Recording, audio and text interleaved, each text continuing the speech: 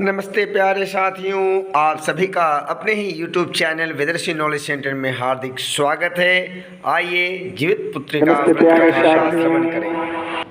एवं मेरे प्यारे छात्रों, आप सभी का अपने ही YouTube चैनल वेदर्शी नॉलेज सेंटर में हार्दिक स्वागत है। जीवित पुत्रिका अर्थात जितिया व्रत जो कल होना है, उसके लिए मैं आज आप सभी के माताओं के लिए, बहनों के लिए मैं यह कथा सुनाने जा रहा हूँ। आशा है आप कथा को पूरा श्रवण करेंगे और इसका पुण्य प्राप्त करेंगे। अथ पूजा विधि। अथ स्नानादि नित्य कर्म विधायैकाग्रचेतसा शुचौ देशे स्थित्वा यद्यादि देशकालौ संकृत्य स्वकृत मनोवाक कायिक दुरित क्षय पूर्वक पति पुत्रायुः सौभाग्यादि समृद्धि हेतवे जीवित पुत्रिका का व्रतोपवासम तत्पूजां च यथा विधि करिष्ये इति संकल्प्य कनकेन रजतेन सूत्रेण वा निर्मितां जीवित पुत्रिकां तत्पार्श्वे कोशनिर्मितं जिमुतवाहनं च शुद्धासने संस्थाप्यावाहयेत्। तन्मन्त्राः जीवपुत्री समागच्छ गौरी रूपधरे अनघे ईश्वरस्य पदाम्भोजादत्र सन्निहिता भव। एहि नृप शार्दूल राजन जीवित वाहन कृपया मे अत्र सानिध्य कल्पयस्व सदा प्रभो।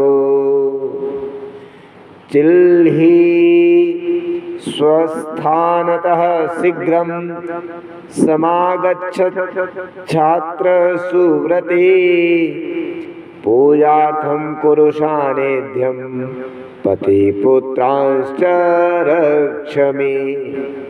शिवे शिखरे नित्यम् आगत्यात्र स्थिता भव धनधान्यसुतायुंसि वर्धयस्व सदा मम। सौम्यपुत्र प्रदानाय स्वाजीमि जीवन हेतवे पूजयामि महाभागे चिल्हि के त्वां पुनः पुनः रूप संपत्ति सौभाग्य वर्धनाय सदा मम। मत एते मां प्रियां पूजां गृहाणेह कृपां कुरु। मद्यते मां प्रियां पूजां गृहाणेह कृपां कुरु इत्यावाहनम्। इन मंत्रों से आवाहन करने के पश्चात तत्र मंत्रौ जीवित पुत्री महाभागे जीवन्तु मम पुत्रकाः आयुः वर्धय पुत्राणां पत्युश्च मम सर्वदा। नमस्ते नृपशार्दूल राजन जिमुत वाहन पति पुत्र जनोत्कर्षं वर्धयस्व जनेश्वर। हाथ जोड़ करके प्रार्थना करें।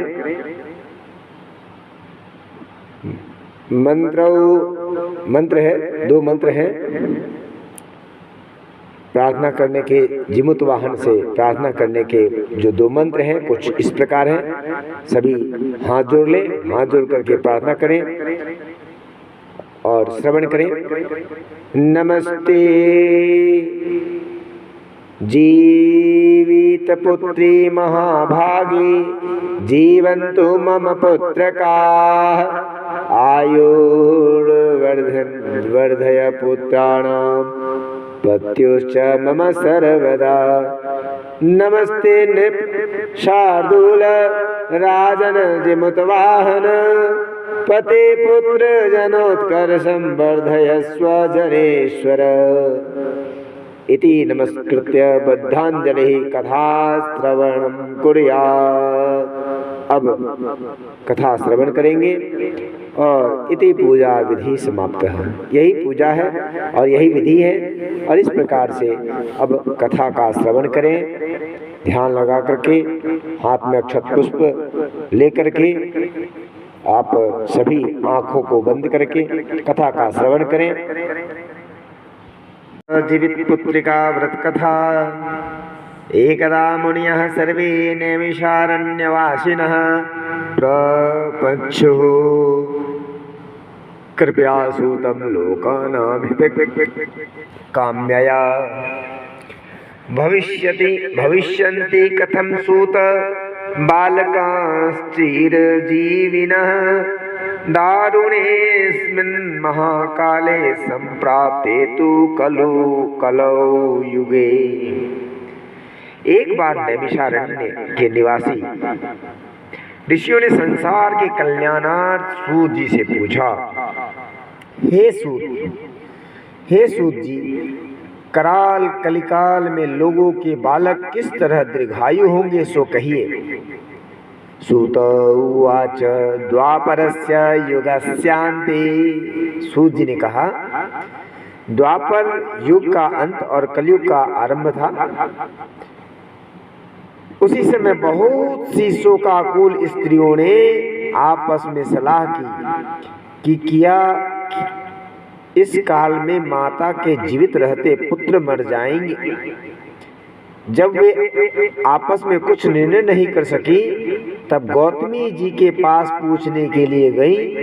जब उनके पास पहुंची तो उस समय गौतमी जी आनंद के साथ बैठे थे। उनके सामने जाकर उन्होंने मस्तक झुकाकर प्रणाम कर कहा, प्रवृत्ते दारुणे कलौ योषितो मंत्रणां चक्रः शोकोपहचति चेतसः जीवित्यांश्च कथं मातुरग्रे पुत्रो विनश्यति इति निश्चित्य सर्वा प्रष्टुं जग्मुर्द्विजोत्तमम्। गौतमं तु सुखासीनं महात्मानं रह स्थितः उच्चस्तः पुरतः स्थित्वा विनयान्नम्रकन्धराः। स्त्रियों ने कहा, क्या कहा? प्राप्ते अस्मिन् दारुणे काले कथं जीवन्ति पुत्रकाः व्रतेन तपसा वा शशि निश्चित्य वदहि प्रभो। हे प्रभु, इस कलयुग में लोगों के पुत्र किस तरह जीवित रहेंगे, इसके लिए कोई व्रत या तप हो तो कृपा करके बताइए। इस तरह उनकी बात सुनकर गौतम जी बोले, आपसे मैं वही बात कहूँगा जो मैंने पहले से सुन रखा है। गौतम जी ने कहा, जब महाभारत युद्ध का अंत हो गया और द्रोण पुत्र अश्वत्थामा के द्वारा अपने बेटों को मरा देख सब पांडव बड़े दुखी हुए तो पुत्र के शोक से व्याकुल होकर द्रौपदी अपने सखियों के साथ ब्राह्मण श्रेष्ठ धौम्य के पास गई और उसने धौम्य से कहा, हे विपेंद्र, कौन सा उपाय करने से बच्चे दीर्घायु हो सकते हैं, यह आप कृपा करके ठीक ठीक कहिए। धौम्य बोले, सतयुग में सत्य वचन बोलने वाला, सत्याचरण करने वाला समदर्शी जिमुतवाहन नामक एक राजा था। एक बार वह अपनी स्त्री के साथ अपनी ससुराल गया और वहीं रहने लगा। एक दिन आधी रात के समय पुत्र के शोक से व्याकुल कोई स्त्री रोने लगी, क्योंकि वह अपने बेटे के दर्शन से निराश हो चुकी थी। उसका पुत्र मर चुका था। वह रोती हुई कहती थी, हाय मुझ बूढ़ी माता के सामने मेरा बेटा मरा जा रहा है। उसका रुदन सुनकर राजा जिमुतवाहन का तो मानो हृदय विदीर्ण हो गया। वह तत्काल उस रात स्त्री के पास गया और उससे पूछा, तुम्हारा बेटा कैसे मरा? बूढ़ी ने कहा, गरुड़ प्रतिदिन आकर गांव के लड़कों को खा जाता है। इस पर उस दयालु राजा ने कहा, माता अब तुम रो मत, आनंद से बैठो, मैं तुम्हारे बच्चे को बचाने का यत्न करता हूँ। ऐसा कहकर राजा उस स्थान पर गया जहाँ गरुड़ आकर प्रतिदिन मांस खाया करता था। उसी समय गरुड़ भी उस पर टूट पड़ा और मांस खाने लगा। जब अतिशय तेजस्वी गरुड़ ने राजा का बायां अंग खा लिया तो झटपट राजा ने अपना दाहिना अंग फेर कर गरुड़ के सामने कर दिया। यह देख गरुड़ जी ने कहा, तुम कोई देवता हो? कौन हो तुम मनुष्य तो नहीं जान पड़ते। अच्छा, अपना जन्म और कुल बताओ। पीड़ा से व्याकुल मन वाले राजा ने कहा, हे पक्षीराज, इस तरह के प्रश्न करना व्यर्थ है। तुम अपनी इच्छा भर मेरा मांस खाओ। यह सुनकर गरुड़ रुक गए और बड़े आदर से राजा के जन्म और कुल की बात पूछने लगे। राजा ने कहा, मेरी माता का नाम शव्या है और मेरे पिता का नाम शालिवाहन है। सूर्यवंश में मेरा जन्म हुआ है और जिमुतवाहन मेरा नाम है। राजा की दयालुता देखकर गरुड़ ने कहा, हे महाभाग, तुम्हारे मन में जो अभिलाषा हो वह वर मांगो। यदि आप मुझे वर दे रहे हैं तो वह वर दीजिए कि आपने अब तक जिन प्राणियों को खाया है वे सब जीवित हो जाएं। हे स्वामी, अब से आप यहाँ बालकों को न खाएं और कोई ऐसा उपाय करें कि जहाँ जो उत्पन्न हो वे लोग बहुत दिनों तक जीवित रहें। धौम्य ने कहा कि पक्षीराज गरुड़ राजा को वरदान देकर स्वयं अमृत लाने के लिए नागलोक चले। वहां से अमृत लाकर उन्होंने उन मरे हुए मनुष्यों के हड्डियों पर बरसाया। ऐसा करने से सब लोग जीवित हो गए जिनको कि पहले गरुड़ ने खाया था। राजा के त्याग और गरुड़ की कृपा से वहां वालों का बहुत कष्ट दूर हो गया। उस समय राजा के शरीर की शोभा दूनी हो गई थी। राजा की दयालुता देखकर गरुड़ ने फिर कहा, मैं संसार के कल्याणार्थ एक और वरदान दूंगा। आज आश्विन कृष्ण सप्तमी से रहित शुभ अष्टमी तिथि है। आज ही तुमने यहाँ की प्रजा को जीवन दान दिया है। हे वत्स, अब से यह दिन ब्रह्म भाव हो गया। जो मूर्ति भेद से विविध नामों से विख्यात है, वही त्रैलोक्य से पूजित दुर्गा अमृत प्राप्त करने के अर्थ में जीवित पुत्रिका कहलाएगी। पुनः ध्यान पूर्वक सुने।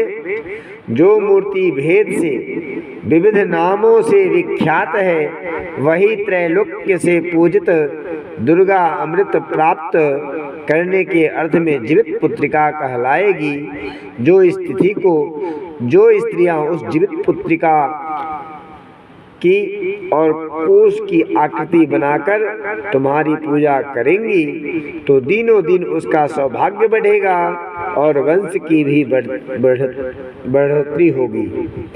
वंश की भी बढ़ती होती रहेगी। हे महाभाग, इस विषय में विचार करने की भी आवश्यकता नहीं है। हे राजन, सप्तमी से रहित और उदया तिथि की अष्टमी को व्रत करें। हे राजन, सप्तमी से रहित और उदया तिथि की अष्टमी को व्रत करे।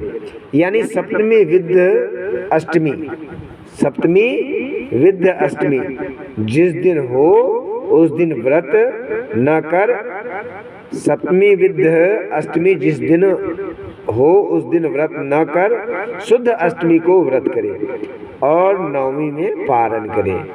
यदि इस पर ध्यान न दिया गया तो फल नष्ट हो जाएगा और सौभाग्य को अवश्य नष्ट हो जाएगा। जीवित वाहन को इस तरह वरदान देकर गरुड़ वैकुंठ धाम को चले गए और राजा भी अपनी पत्नी के साथ अपने नगर को वापस चले आए। धौम्य द्रौपदी से कहते हैं, हे देवी, मैंने यह अतिशय दुर्लभ व्रत तुमको बताया।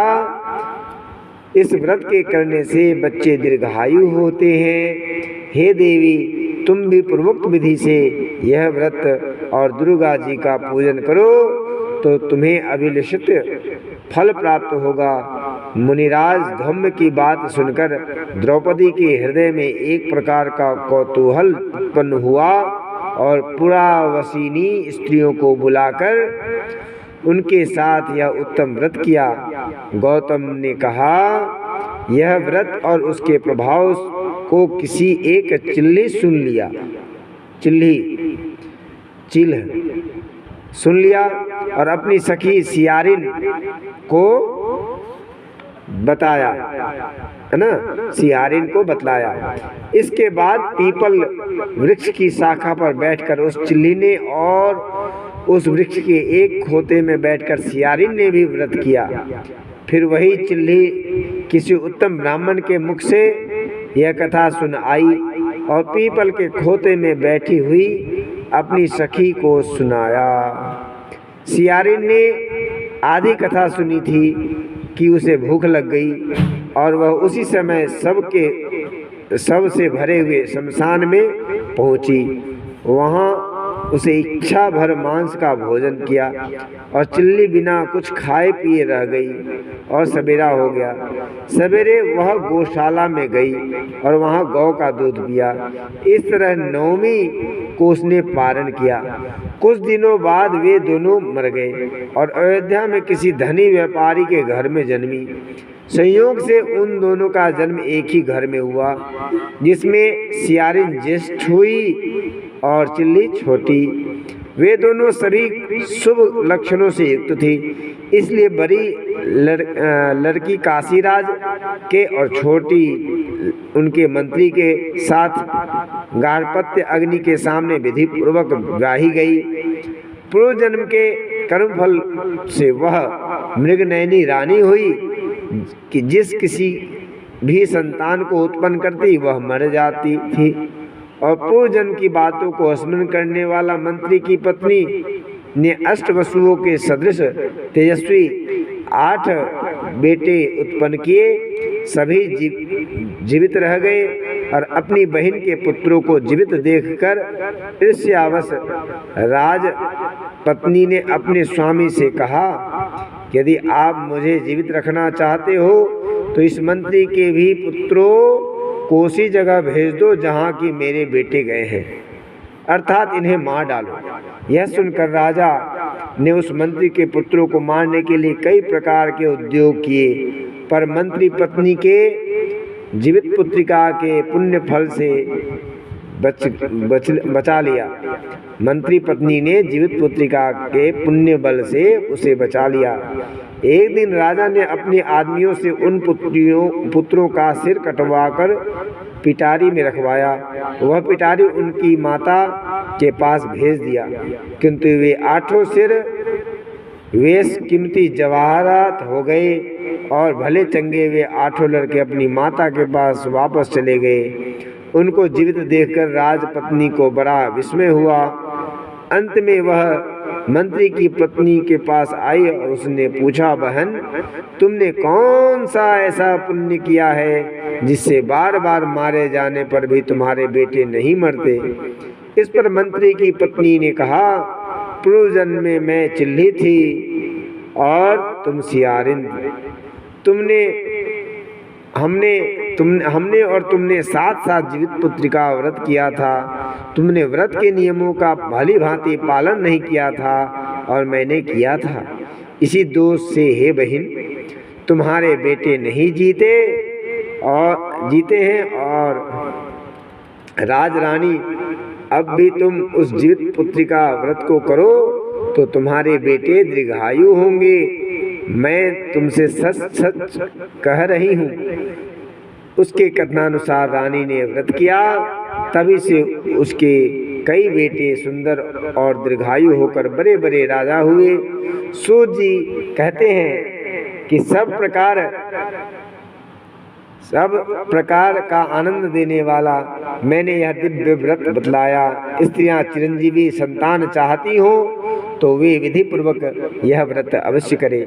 प्रेम से बोलिए जीवित वाहन भगवान की जय। बोलो सच्चे दरबार की जय। अपने अपने कुल देवताओं की जय। सब संतन की जय। सब भक्तन की जय। गौ माता की जय। बोलो सच्चे दरबार की जय। प्रेम से बोलो हर हर महादेव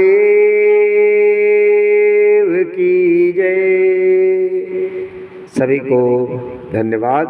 आप धैर्यपूर्वक कथा का श्रवण किया। पुनः और भी अच्छी अच्छी कथाओं को सुनने के लिए आप हमारे चैनल पर बने रहें। साथ ही साथ कुछ प्रत्येक दिन नया सीखने के लिए आप हमारे चैनल को पर यदि नए हैं तो सब्सक्राइब करें, बेल आइकन को अवश्य दबाएं, जिससे कि आपको और भी अच्छी अच्छी वीडियो प्राप्त हो सके। धन्यवाद।